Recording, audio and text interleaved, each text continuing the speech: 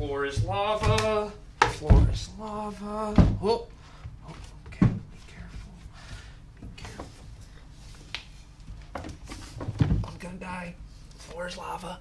Floor is lava. It's day 2, and my feet are now on fire because of lava. Anyways, it's day 2. Today we're going to be serving and learning about our country. This is the second level in your box, and today is going to be a lot of information. But we really wanted to talk about this with y'all because we think it's super important that we become educated and we're vigilant about working against injustices. So, specifically, today we're going to be talking about racial injustices. Our country right now is divided, and our country can become united, but first, before that can happen, we have to understand what some of those systems and injustices are in our country. Today, we have a special guest. His name is William Parker. William is a good friend of mine. He is the director of youth and mentoring at Harvest Hands in Nashville. He is also a pretty talented artist. You can find him on SoundCloud under I Am Shy Will.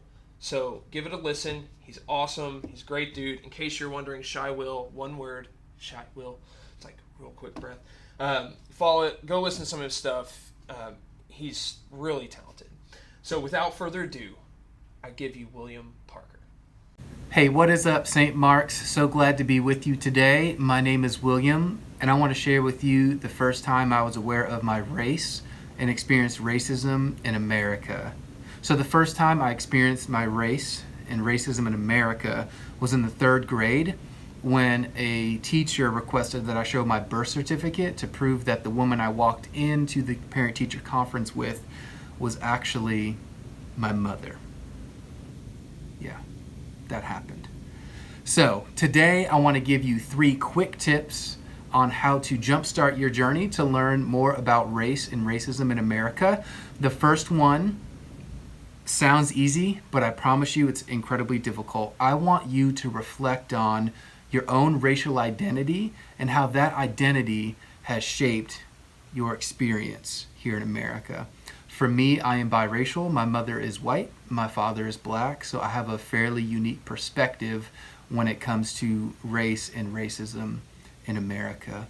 The second thing I would share with you is I want you to intentionally look at history from the perspective of non-white people. I want you to dive through history and look at it from a historical context outside of the white male perspective to see what was actually going on during that time. Look at our own state history. Look at your community's history going back to the 1800s, 1900s to get a feel for the space you're in and how the community you're presently in came to be. And now my last tip is this.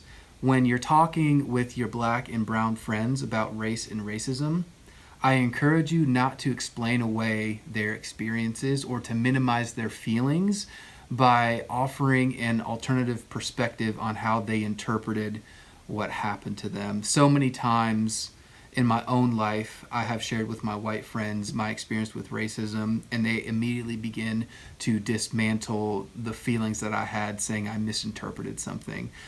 So I pray that as you're in community with black and brown bodies, that you would simply listen and be present. Okay? So those 3 tips again: your own racial identity, check out history that is a part of ethnic groups, and then the last one is do not minimize conversations with black and brown bodies when it comes to race and racism in America. Again, thank you for your time. So happy to be with you. Hope you're doing well, and shout out to Sean. You're my guy, and hopefully I can see y'all soon in person. Peace. We want to thank William again for sending in that video and talking with us and helping us understand some of those systems and variety of racial injustices that we have in our country right now. So today we have 2 activities for you. The first one, we want to invite you to cook dinner or appetizer, however you choose to serve this, for your friends or family. We're giving you 2 recipes, a chips and guac recipe, it's in your box, and a mac and cheese recipe, which is also in your box. While you are enjoying that wonderful meal, appetizer, whatever, we want to invite you to be in conversation with your family. Inside of the box, inside with the recipe, you got some conversation points. So those conversation points are going to be hard conversations, but they're worth having, especially while we're trying to stay informed and educated on this subject of racial injustice. So I hope that you enjoyed today. I hope you learned something, and we cannot wait to see you in a couple of days. Wear a mask. See you tomorrow.